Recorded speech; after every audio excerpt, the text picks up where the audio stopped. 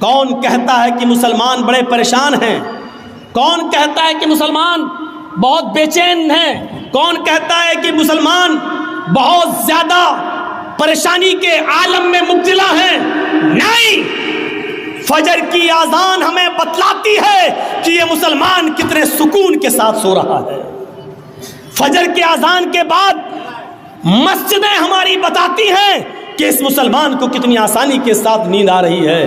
جس کو پریشانی ہوتی ہے اس کو نیند نہیں آتی ہے، جس کو بے چینی ہوتی ہے اس کو نیندیں نہیں آتی ہے، جس کو ٹینشن ہوتا ہے اس کو نیندیں نہیں آتی ہیں۔ آپ کی نیند، آپ کا آرام سے سونا یہ بتلا رہا ہے کہ آپ کے اوپر کوئی پریشانی نہیں ہے، آپ کے اوپر کوئی مصیبت نہیں ہے۔ لیکن اب یو پی کے اندر اگر مسلمان کہیں گے ہم بہت پریشان ہیں، جھوٹ بول رہے ہیں، کیونکہ فجر کی اذان کے بعد ہماری مسجدیں بتلا رہی ہیں کہ مسلمان کتنے آرام کے ساتھ سو رہا ہے، کتنے سکون کی نیند سو رہا ہے۔ اگر اس کو بے چینی ہوتی اور پریشانی ہوتی تو مسجدوں کی طرف وہ رخ کرتا۔ قرآن تو یہ کہتا ہے یا ایھا الذین آمنوا استعینوا بالصبر والصلاۃ، اے ایمانوں والو جب تمہارے اوپر کوئی مصیبت آئے تو صبر اور نماز کے ذریعے تم اللہ سے مدد مانگو، صبر اور نماز کے ذریعے تم اللہ سے مدد طلب کرو۔ ہمارے اوپر اگر مصیبت آئی ہے تو ہمیں صبر کرنا چاہیے تھا اور نماز پڑھنے کے بعد اللہ سے مدد مانگنی چاہیے تھی، لیکن ہم خواب خرگوش میں مست ہیں، ہم تو سو رہے ہیں، ہم نماز کی ہمیں مسجدوں کی کوئی فکر ہی نہیں ہے۔ تو آپ ہمیں بتائیے کہ ہمارے اوپر پریشانیاں کہاں ہیں، کہاں ہے ہمارے اوپر مصیبت؟ حضرت زکریا علیہ السلام کے بارے میں قرآن کہتا ہے، دیکھیے نماز سارے نبیوں پر فرض تھی اور سب نے نماز کا اہتمام کیا ہے۔ وَنَادَتْهُ الْمَلَائِكَةُ وَهُوَ قَائِمٌ يُصَلِّي فِي الْمِحْرَابِ، قرآن کہہ رہا ہے فرشتوں نے آواز دی، فرشتوں نے جب پکارا تو اس وقت حضرت زکریا محراب کے اندر نماز کی حالت میں کھڑے تھے۔ یعنی یہ نماز زکریا علیہ السلام بھی پڑھا کرتے تھے، زکریا علیہ السلام پر بھی فرض تھی۔ جب فرشتوں نے پکارا، فرشتوں نے آواز دی، وَنَادَتْهُ الْمَلَائِكَةُ وَهُوَ قَائِمٌ يُصَلِّي فِي الْمِحْرَابِ، تو حضرت زکریا علیہ السلام نماز کے اندر، محراب کے اندر نماز کی حالت میں تھے۔ زکریا علیہ السلام کی زندگی بتلا رہی ہے کہ زکریا علیہ السلام پر بھی نماز فرض تھی۔ زکریا علیہ السلام نے جس کی کفالت کی اس کا نام ہے مریم۔ حضرت مریم کو پال پوس کر بڑا کیا۔ حضرت مریم کو بھی حکم ہوتا ہے یا مریم اقنتی لربک، اے مریم اپنے رب کے لیے جھک جا، اپنے رب کی فرما بردار بن جا۔ وَسُجُودِي وَارْكَعِي مَعَ الرَّاكِعِينَ، اے مریم اللہ کے لیے سجدہ کر، اللہ کے سامنے سر جھکا اور اسی کو رکوع کر۔ اے مریم اللہ کے علاوہ کسی اور کے لیے سجدہ جائز نہیں۔ اے مریم رکوع کرنے والوں کے ساتھ رکوع کر، سجدہ کر اور رکوع کرنے والوں کے ساتھ رکوع کر۔ وَسُجُودِي وَارْكَعِي مَعَ الرَّاكِعِينَ، سجدہ کر اور رکوع کرنے والوں کے ساتھ رکوع کر۔ یہ حضرت مریم جو ایک عورت ہیں اور ایسی پاک دامن عورت ہیں کہ جن کو اللہ رب العالمین نے ان کے نکاح شادی سے پہلے ان کو بیٹا عطا فرمایا۔ حضرت عیسیٰ ان کے بطن سے پیدا کیا، ان کو کسی مرد نے چھوا بھی نہیں تھا، لیکن اس عورت کو بھی اللہ رب العالمین حکم دے رہا ہے اے مریم اپنے رب کی فرما برداری کر، اس کی اطاعت کر۔ وسجودی اور سجدہ کر، وارکعی مع الراکعین اور رکوع کرنے والوں کے ساتھ رکوع کر۔ حضرت موسیٰ علیہ السلام کو کہا جا رہا ہے اے موسیٰ سنو، اننی انا اللہ، میں ہی اللہ ہوں، لا الہ الا انا، میرے علاوہ کوئی معبود نہیں۔ موسیٰ کو اللہ رب العالمین کیا کہہ رہا ہے؟ موسیٰ سنو، میں ہی اللہ ہوں، لا الہ الا انا، میرے علاوہ کوئی معبود نہیں۔ فاعبدنی واقم الصلاۃ لذکری، اے موسیٰ بس میری ہی عبادت کرو، فاعبدنی، میری ہی عبادت کرو، وَأَقِمِ الصَّلَاةَ لِذِكْرِي، اور میرے یاد کے لیے نماز قائم کرو۔ یہ موسیٰ علیہ السلام کو حکم دیا جا رہا ہے۔ ابھی ہم قرآن سے ثبوت دے رہے ہیں اور اس کے بعد میں ہندو دھرم کے اوپر آئیں گے کہ دیکھیے کرشن جی بھی نماز پڑھنے کا حکم دے رہے ہیں۔ وَأَقِمِ الصَّلَاةَ لِذِكْرِي، اور میری یاد کے لیے تم نماز قائم کرو۔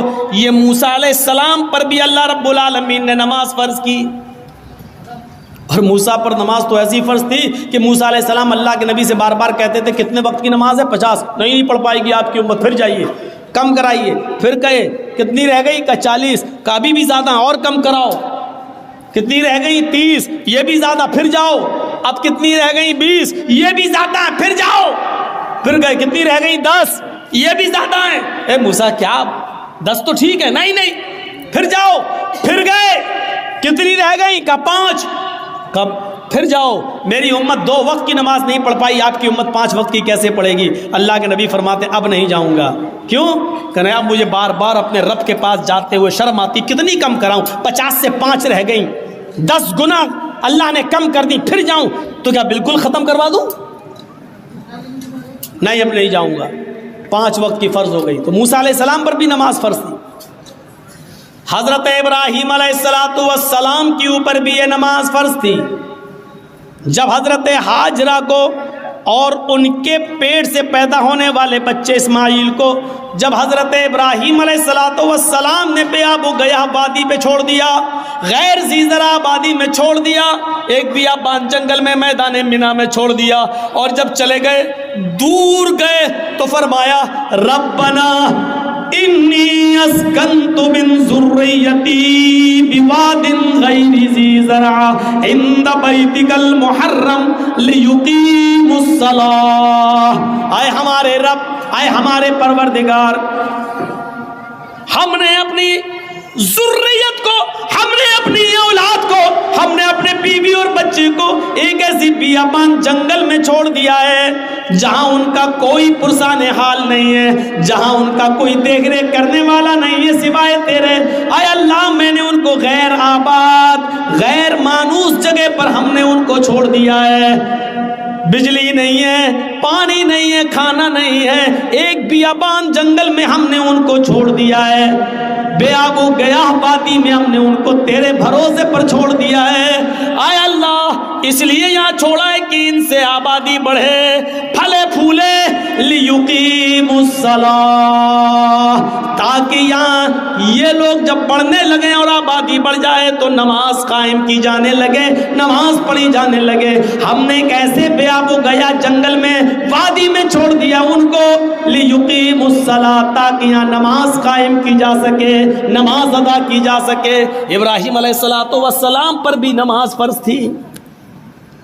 ایک دوسرے موقع پر ابراہیم علیہ السلام نے کہا رب اجعلنی مقیم الصلاۃ ومن ذریتی ربنا وتقبل دعا۔ غور کرو قرآن کی اس آیت پر، ابراہیم کیا کہہ رہے ہیں؟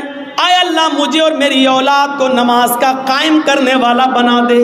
رب اجعلنی مقیم الصلاۃ ومن ذریتی، اے اللہ مجھے اور میری ذریت کو، میرے بیوی بچوں کو، میری اولاد کو مقیم الصلاۃ، نماز کا قائم کرنے والا، نماز کا پڑھنے والا بنا دے، نماز کا پڑھنے والا بنا دے۔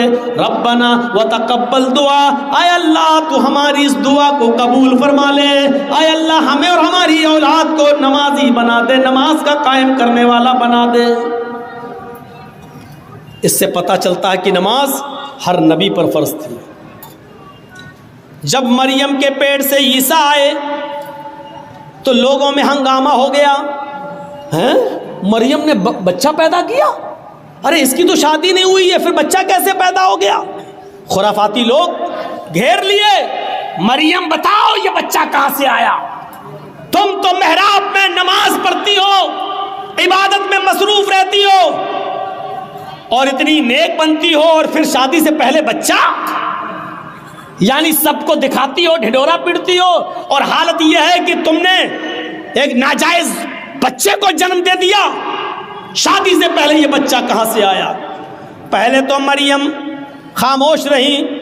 جب لوگوں کے تانے وہ سن نہ سکی، بڑے بڑے کمنٹ، بڑے بڑے گندے کمنٹ بھی آتے ہیں نا، کیچڑ اچھالا جاتا ہے نا، اور یہ تو سامنے دکھ رہا ہے کہ مریم کی شادی نہیں ہوئی ہے.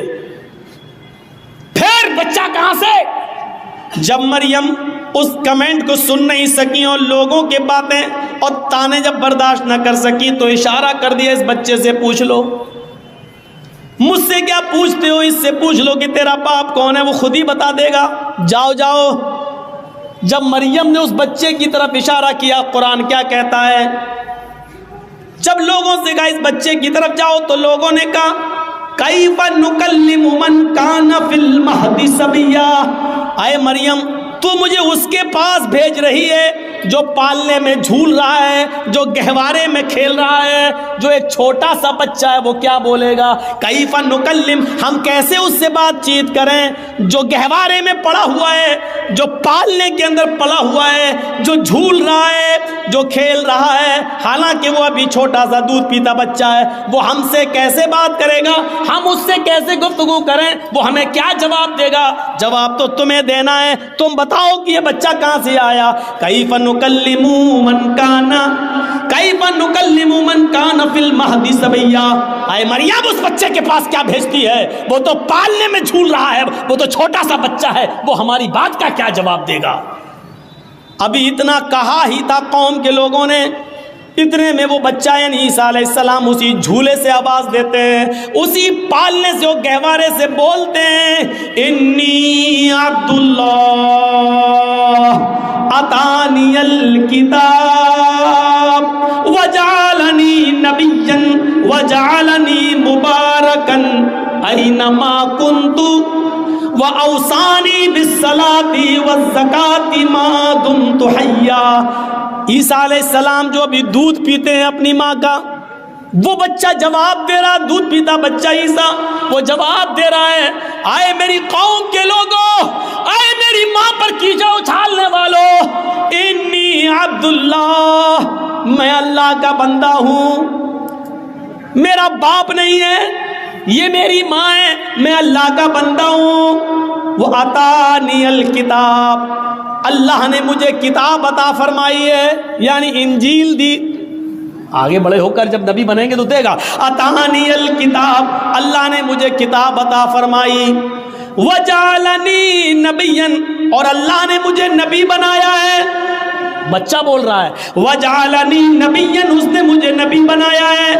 وجعلنی مبارکا اینما کنت، اور مجھے بڑا مبارک بنایا ہے جہاں میں ہوں، یعنی جہاں جہاں میں جاؤں ہر جگہ برکت ہی برکت ہوگی. وجعلنی مبارکا اینما کنت، میں جہاں جہاں ہوں وہاں اللہ نے برکتوں کے دروازے کھول دیے. اور اس کے بعد جو جملے کہے وہ سنیے، وَأَوْصَانِي بِالصَّلَاةِ وَالزَّكَاةِ مَا دُمْتُ حَيًّا، اور اس اللہ نے مجھے حکم دیا کہ جب تک میں زندہ رہوں نماز قائم کرتا رہوں اور زکوٰۃ ادا کرتا رہوں. اوصانی بالصلاۃ والزکوٰۃ ما دمت حیا، مجھے نماز کا اور زکوٰۃ کا حکم دیا جب تک میں زندہ رہوں. زندگی جس نے دی اس نے زندگی کے گزارنے کے اصول بتائے ہیں. یہ نماز زکریا بھی پڑھا کرتے تھے، یہ نماز مریم بھی پڑھا کرتی تھی، یہ نماز موسیٰ بھی پڑھا کرتے تھے، یہ نماز ابراہیم بھی پڑھا کرتے تھے، یہ نماز عیسیٰ علیہ السلام بھی پڑھا کرتے تھے. اور جتنے بھی نبی اس دنیا میں آئے ہر نبی کے اوپر یہ نماز فرض تھی.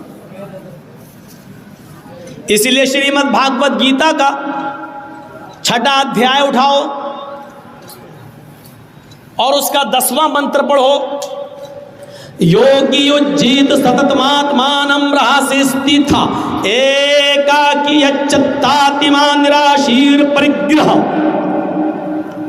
جب تم ایشور کی پوجا کرنے کے لیے کھڑے ہو، ہے ارجن، کرشن جی کہہ رہے ہیں، ہے ارجن، جب تم ایشور کی اللہ کی عبادت پوجا کرنے کے لیے کھڑے ہو تو پورے شریر کی ایکسرسائز، پورے شریر کا یوگ ہو جائے.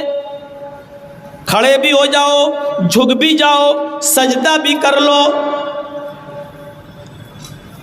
ایک آکی ایک اللہ کے سامنے کھڑے ہو جانا، ستتماتمانم بالکل سیدھے، یچتاتما اور اپنی آتما کو اپنے دل کو ایک اللہ کی طرف ہی لگانا، ادھر ادھر مت دیکھنا، ہردیا نما سینے پر ہاتھ رکھ لینا اور سر کو نیچے جھکا لینا، نما سر جھکا لینا یعنی سجدے کی جگہ پر۔ یہ کیا ہے؟ اور پورے شریر کی ایکسرسائز، ایک آکی جو کچھ بھی مانگنا ایک اللہ سے مانگنا، نراشیر اور سب سے نراش ہو جانا، اوپر والے سے نراش مت ہونا۔ یہ پوری کی پوری نماز۔ پنچم سمیا کرتویہ اور ایسا 5 وقت کرنا۔ مرگ چرم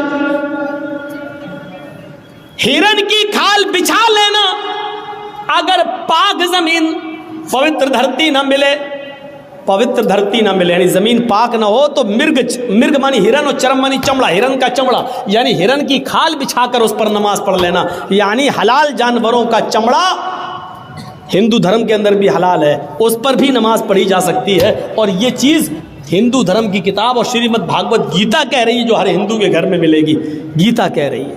نماز پڑھنے کا ثبوت ہندو دھرم کی کتابوں میں بھی ہے۔ زندگی گزارنے دینے والے نے زندگی گزارنے کے اصول بتائے ہیں، کتاب میں آج موجود ہیں۔ اور سب سے بڑا عقیدہ کہ اس زندگی کو گزارنے کے بعد پھر ایک دن ہمیں اور آپ کو مرنا بھی ہے، اس لیے موت کو بھی کامیاب بنانا، مرنے کے بعد کا تصور ہمارے اور آپ کے دل میں رہے گا، تبھی ہم یہ کام کریں گے۔ اگر یہ ہوگا مر جائیں گے، مٹی میں مل جائیں گے، بعد میں کچھ نہیں ہونا، تو کوئی آدمی نماز نہیں پڑھے گا، کوئی آدمی اچھے کام نہیں کرے گا۔ کیوں کرنے لگا؟ جب مر کر مٹی میں ملنا ہے تو ہم اچھے کام کیوں کریں گے؟ دنیا میں کتنا اختلاف ہے، کتنا نزاع ہے، کتنا جھگڑا ہے۔ اس اختلاف کو ختم کرنے کی ایک ہی اصول ہے اس اختلاف کو ختم کرنے کا، کہ لوگوں کو قیمتی چیز سے جوڑ دیا جائے اور کسی خطرناک چیز سے باخبر کر دیا جائے۔ سنیے، بڑی اچھی ایک مثال دے دیتا ہوں آپ کو۔ کچھ لوگ لڑ رہے ہیں، گتھم گتھا ہو رہی ہے، یہاں لڑائی ہو رہی ہے، وہ اس کو مار رہا ہے، اس کو مار رہا ہے، پیسہ دے، یہ دو، لڑائی جھگڑا ہو رہا ہے۔ جرجیت صاحب پہنچ گئے۔ جرجیت صاحب کے پاس 100 کنچے ہیں۔ کنچے جانتے ہیں نا؟ گولی، آپ لوگوں کے یہاں جو بھی بولتے ہوں، کنچے ہیں، 100 گولیاں ہیں۔ جرجیت صاحب نے کہا کہ سنو، یہ میرے پاس 100 گولیاں ہیں، ان میں ایک ریڈ کلر کی گولی ہے، ایک ریڈ کلر کا کنچا ہے، میں ان 100 گولیوں کو ہوا میں اچھال رہا ہوں، زمین پر گرے گا، لیکن ریڈ کلر کی گولی پر 1 لاکھ روپے کا انعام ہے۔ جس کو ریڈ کلر کی گولی مل جائے گی وہ ہم سے 1 لاکھ روپے لے جائے گا۔ جرجیت صاحب نے یہ کہہ کر 100 گولیاں ہوا میں اچھال دی۔ ایمانداری کے ساتھ بتائیے گا وہ لڑنے والے اب کیا کریں گے؟ جو ابھی لڑ رہے ہیں، جو ابھی جھگڑ رہے ہیں، آپس میں ایک دوسرے کو چپل سے مار رہے ہیں، بال کھینچ رہے ہیں، جب انہوں نے سنا کہ لال رنگ کی گولی پر 1 لاکھ روپے کا انعام ہے، جس کو ملے گی اس کو 1 لاکھ روپیہ، تو سارے کے سارے لڑائی جھگڑا چھوڑ کر فوراً بھاگیں گے اور اس گولی کے اوپر ٹوٹ پڑیں گے۔ گولیاں اور بھی ہیں وہاں، لیکن سب کی نظر لال رنگ کی گولی کے اوپر ہوگی۔ لال رنگ کی گولی مل جائے تاکہ یہ انعام ہمیں مل جائے، جبکہ گولیاں وہاں اور بھی ہیں، لیکن دوسری گولیوں کو کوئی نہیں پکڑے گا، صرف لال رنگ کی گولی کے اوپر اس کی نظر ہوگی۔ یہ جھگڑا جرجیت صاحب نے کیسے ختم کر دیا؟ لوگوں کو ایک قیمتی چیز سے جوڑ دیا ہے، جھگڑا ختم ہو گیا ہے۔ جو لوگ ابھی لڑ رہے ہیں، ہم تم سے دولت میں آگے نکل جائیں، تم ہم سے دولت میں آگے نکل رہے ہو، آپس میں جھگڑا کر رہے ہیں، ان کو ایک قیمتی چیز سے جوڑ دو، ان کو حصول جنت سے جوڑ دو، ان کو جنت کی طرف لگا دو، ان کو بتاؤ کہ یہ کرو گے تو یہ ہوگا، جنت میں یہ نعمتیں ہیں، ان نعمتوں کے حصول کے لیے آپس میں ایک دوسرے سے آگے بڑھو، نماز پڑھو، حرام خوری چھوڑو، شراب نوشی سے توبہ کرو، ان کو ایک قیمتی چیز سے آپ جوڑ دیجئے۔ شرط یہ ہے کہ قیمتی چیز سے جوڑنے کے لیے ایک اچھا اسلوب استعمال کیا جائے، اپنے آپ جھگڑا ختم ہو جائے گا اور لوگ اس قیمتی چیز کو پانے کے لیے اس پر دوڑ پڑیں گے۔ اچھا، کچھ لوگ لڑ رہے ہیں، جرجیت صاحب نے بہت کوشش کی لیکن وہ جھگڑا ختم نہیں کر پائے ہیں۔ جرجیت صاحب ایک پٹارا لے کے پہنچ گئے ہیں، اے ہٹو ہٹو، چھوڑو، تم لوگ کیوں لڑ رہے ہو، یہ گتم گتا کیوں کر رہے، ہٹو، لیکن ہماری بات کا کوئی اثر نہیں ہو رہا، چپ جا یہاں سے، اس نے ہمارا پیسہ لیا، اس نے ہمارا یہ دبایا، اس نے ہمارا یہ کیا، لڑ رہے ہیں۔ جرجیت صاحب نے ان لڑنے والوں کے سامنے ایک پٹارا کھول دیا، اس میں سے ایک زہریلا سانپ نکلتا ہے اور پٹارے سے کود جاتا ہے اور رینگ کر ان لڑنے والوں کے پاس پہنچتا ہے۔ بتائیے وہ لڑنے والے کیا ہوں گے، جبکہ ایک دوسرے کو مارنے کے لیے تلے تھے، اب تو سانپ ان کے بیچ میں پہنچ گیا، اب وہ سب اپنی جان بچا رہے ہیں، اب کوئی کسی کو نہیں مارے گا بلکہ اپنی جان بچانے کی فکر کریں گے، میں بچ جاؤں، میں بچ جاؤں، ادھر بھاگے گا وہ ادھر بھاگے گا۔ ارے تم تو ایک دوسرے کو مارنا ہی چاہ رہے تھے، اب کیوں بھاگ رہے ہو ایک دوسرے سے، اب کیوں؟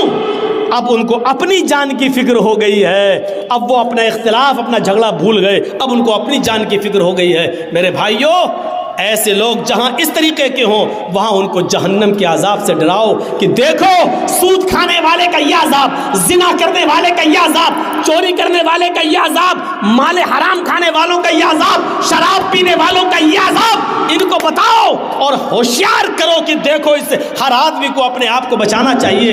اسی کو قرآن کہتا ہے، یا ایھا الذین آمنوا قوا انفسکم واہلیکم نارا، ایمان والو تم اپنے آپ کو بھی جہنم سے بچاؤ اور اپنے بیوی بچوں کو بھی جہنم سے بچاؤ، اپنے آپ کو بھی جہنم سے بچاؤ اور اپنے بیوی بچوں کو بھی جہنم سے بچاؤ۔ اسی علاقے میں کہیں پروگرام تھا، پروگرام ختم ہونے کے بعد جرجیت صاحب اپنے روم میں جاتے ہیں، رات کے تقریباً 1:30-2 بجے فون آتا ہے میرے گھر سے، میرا 6 سال کا بچہ اس وقت پیٹ کے درد اور فیور میں بخار میں مبتلا، گھر سے فون آتا ہے 2 بجے اس کی طبیعت بہت زیادہ خراب ہو رہی ہے، جرجیت صاحب کی رات کی نیند اڑ جاتی ہے، فون پہ رابطہ قائم کیا جاتا ہے لیکن ڈاکٹر جو آس پاس کے گھر کے اگل بگل کے تھے ان کے بھی موبائل بند ہیں۔ مجبوراً میں نے اپنی وائف سے کہا کہ تم اپنے بھائی کو فون کرو، جلدی بلاؤ اور اس کو سرکاری ہاسپٹل کی طرف لے کر جاؤ۔ ہماری بیوی اور سالہ لے کر اس بچے کو سرکاری ہاسپٹل کی طرف بھاگتے ہیں، انجیکشن دیا جاتا ہے۔ 2-3 گھنٹے کے بعد جب اطمینان مل گیا کہ بچے کا بخار اتر جاتا ہے اور اس کے پیٹ میں درد میں آرام ملتا ہے، ڈاکٹر نے کہا کل صبح چھٹی کر دیں گے، تب جا کر سکون ملتا ہے۔ میرے پیارے ساتھیوں، ہمارے چھوٹے سے 5-6-7 سال کے بچے کے پیٹ کے درد کی خبر سننے کے بعد ہم جیسے لوگوں کی نیندیں اڑ جاتی ہیں، آپ جیسے لوگوں کی نیندیں اڑ جاتی ہیں۔ تصور کرو کہ جہاں ایک چھوٹے سے بچے کا بخار، اس کا فیور اور اس کا پیٹ کا درد آپ نہیں سن پاتے ہیں اور آپ کی نیند اڑ جاتی ہے، قیامت کے دن کا وہ منظر کیسا ہوگا کہ جس دن اپنے بیٹے کو اپنی آنکھوں کے سامنے دیکھا جائے گا لیکن ہم اس سے بھاگ رہے ہوں گے، اپنی بیوی کو اپنے سامنے دیکھیں گے لیکن بھاگ رہے ہوں گے، آج ان کے کوئی کام نہیں آ سکتے ہیں۔ اسی کو قرآن کہتا ہے، یوم یفر المرء من اخیہ وامہ وابیہ وصاحبتہ وبنیہ، قیامت کے دن انسان اپنے بھائی کو دیکھ کر بھاگے گا، وامہ وابیہ اپنی ماں کو دیکھ کر بھاگے گا، اپنے باپ کو دیکھ کر بھاگے گا، وصاحبتہ وبنیہ اپنی بیوی کو دیکھ کر بھاگے گا اور اپنی اولاد کو، اپنے بیٹوں کو دیکھ کر بھاگے گا۔ یہ بتاؤ اپنے آپ اختلاف ختم ہو جائے اور لوگ جہنم سے ڈرنے کی فکر کرنے لگے۔ تصور کریں، یود المجرم لو یفتدی من عذاب یومئذ ببنیہ وصاحبتہ واخیہ وفصیلتہ التی تؤویہ ثم ینجیہ۔ قرآن کی اس آیت نے جھنجھوڑ کر رکھ دیا ہے۔ اس دن کیسا ہوگا کہ جب انسان جہنم کا عذاب اپنی آنکھوں سے دیکھے گا، جو اپنے بیٹے کے فیور اور پیٹ کے درد کی خبر سننا بھی گوارا نہیں کرتا ہے دنیا میں، قیامت کے دن وہ چیخ چیخ کر کہے گا، مجرم لو یود المجرم لو یفتدی من عذاب یومئذ ببنی، چیخ چیخ کر کہے گا اللہ میں اپنے بیٹے کو دے رہا ہوں، یہ میرا بیٹا ہے، تو اس کو جہنم میں ڈال دے۔ منظر دیکھیے آپ، کتنا خطرناک عذاب، اس بچے کو، اس بیٹے کو جہنم میں ڈال دے۔ وہ صاحبتی، اپنی بیوی کو لے کر آئے گا، اللہ میں بیوی کو فدیے میں دے رہا ہوں، اس کو جہنم میں ڈال دے۔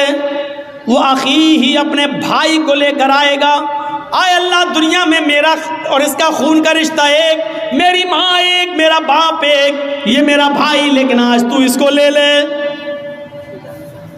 وَفَصِيلَتِهِ الَّتِي تُؤْوِيهِ، پورا خاندان ایک طرف، اے اللہ یہ میرا چچا ہے، یہ میرا بابا ہے، کاکا ہے، یہ نانا ہے، یہ دادا ہے، یہ میرا قبیلہ، یہ میرا کنبہ ہے، تو سب لے لے، ان کو جہنم میں ڈال دے۔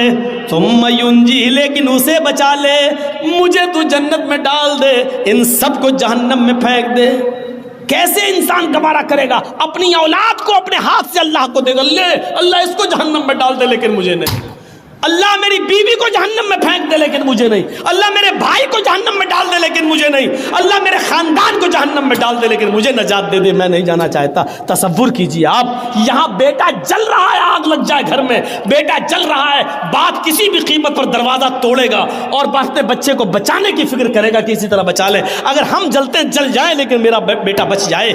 دنیا کی آگ میں اپنے آپ کو چھلانگ لگا لیتے ہو اپنے بچے کو بچانے کے لیے، لیکن قیامت کے دن جہنم کی آگ اتنی تیز ہوگی، ایک بار دیکھو گے تو اپنے بیٹے کو ڈالنا گوارا کر لو گے، اپنے آپ کو نہیں، اپنی بیوی کو، اپنے بھائی کو ڈالنا گوارا کر لو گے لیکن اپنے آپ کو نہیں۔